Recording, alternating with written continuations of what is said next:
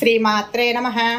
ఈరోజు వీడియో మనము సత్యనారాయణ ప్రసాదం అనుకోండి, లేకపోతే ఏకాదశి ప్రసాదం కూడా అంటారండి. ఇది ఏంటంటే మనకు గోధుమ రవ్వ, ఇది బొంబాయి రవ్వ అంటారండి. ఇది బొంబాయి రవ్వ 1 గ్లాసు, పంచదార 1 గ్లాసున్నర. మనం ఏ దాంతో రవ్వ తీసుకుంటామో ఆ దాంతో 1.5 పంచదార వేసుకోవాలి.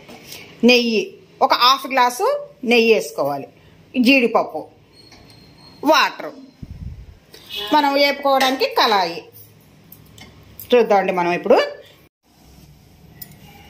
ఇది ముందు కళాయి పెట్టుకోవాలండి. కళాయి పెట్టుకొని పొయ్యి వెలిగించుకొని మనకు దీంట్లో 2-3 స్పూన్లు మనము నెయ్యి వేసుకోవాలి. ఎందుకంటే జీడిపప్పు ముందు వేసుకొని పక్కకు పెట్టేసుకున్న తర్వాత మనం రవ్వ వేపుకోవాలి. జీడిపప్పు వేపుకోవాలండి. కొంచెం దూరం వచ్చేంత వరకు వేపుకొని ఇవి పక్కకు పెట్టేసుకొని మనం రవ్వ వేపుకుందాము. ఇది ఒక గిన్నెలోకి తీసేసుకుందామండి.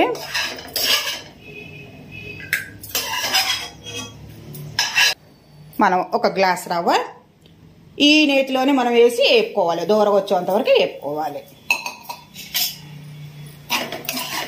కొంచెం నెయ్యి ఎక్కువే పడుతుందండి ఈ ప్రసాదానికి. నెయ్యి ఎంత వేస్తే అంత టేస్ట్గా వస్తుంది. ఇది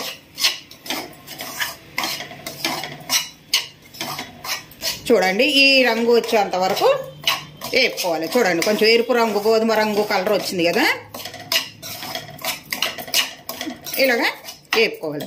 ఇది తీసి మనము ఒక ప్లేట్లో వేసుకోవాలి. వేపుకున్న రవ్వను ఒక ప్లేట్లో ఇలా వేసుకోవాలి. ఇక ఈ నూక ప్లేట్లో వేసుకున్నాం కదండి. ఈ నూకలోనే మనము 1.5 గ్లాసు పంచదార కలుపుకోవాలి. ఇదిగోండి, 1 గ్లాసు, 1/2 గ్లాసు ఇలా వేసుకున్నాం కదండి. దీన్ని మళ్ళీ మనం అంతా కలుపుకోవాలి, మొత్తం కలిసేటట్లు. ఇదే కళాయి పెట్టుకొని వాటర్ పెట్టుకోవాలి. ఇదే గ్లాస్తోనే మళ్ళీ 4 గ్లాసుల వాటర్ వేసుకోవాలి.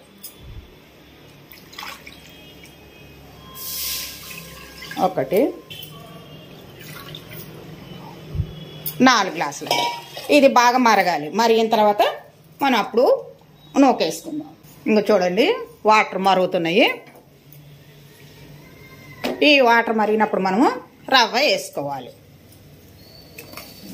దీనిలో రవ్వలోనే పంచదార 2 కలిపి ఉంచేసాం కదండి. ఈ 2 కలిపి మనం వాటర్లో వేసుకోవాలి. కొంచెం కలిపిన తర్వాత దగ్గరకు వచ్చే వరకు కలుపుతూ ఉండాలి.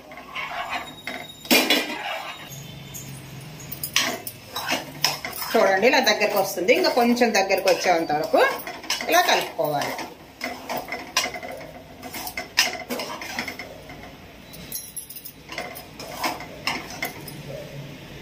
చూడండి, గట్టిగా వచ్చింది.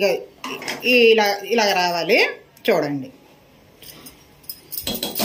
ఇలాగొచ్చింది. కానీ మనం దీంట్లోనే యాలకులు చేసి పెట్టుకున్నాం కదండి, ఇందులోనే వేసుకోవాలి.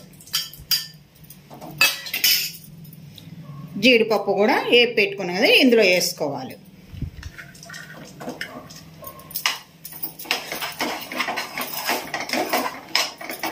ఒక స్పూను మళ్ళీ నెయ్యి వేసుకున్నాను. దీంట్లో కొంచెం నెయ్యి ఎక్కువే పడుతుందండి. ఎంత నెయ్యి వేసుకుంటే అంత టేస్ట్గా వస్తుంది.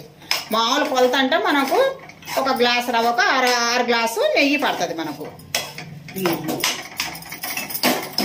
ఇదనే ఇది ఆపిన తర్వాత మనం ఒక గిన్నెలో తీసుకొని దేవునికి నైవేద్యంగా పెట్టుకోవచ్చు. చూడండి, ఇలాగా ప్రసాదము ఒక గిన్నెలో ఇలాగా పెట్టేసుకోవాలి. ఇలాగ దీని మీద కొంచెం నెయ్యి వేసుకుందాము. ఇంకొక నెయ్యి వేసుకోవాలి.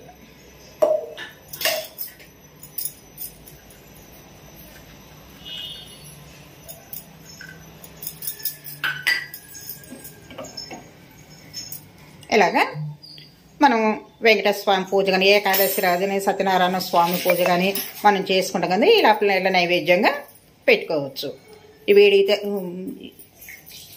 ఈ ప్రసాదం ఇందులో చూసాం కదండి. నెక్స్ట్ వీడియోలో కలుసుకుందాం. వీడియో నచ్చితే లైక్ చేయండి, షేర్ చేయండి, సబ్స్క్రైబ్ చేయండి. Thank you.